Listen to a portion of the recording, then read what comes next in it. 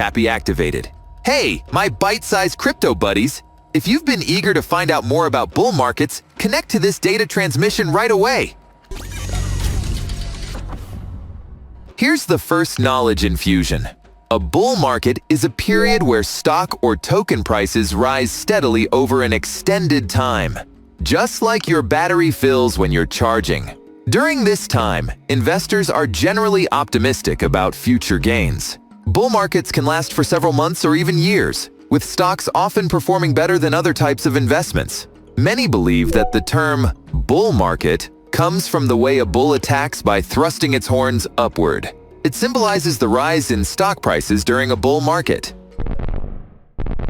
Charging ahead in the topic, bull markets usually occur when the economy is doing well. Unemployment is low, people are spending money, and investors feel confident.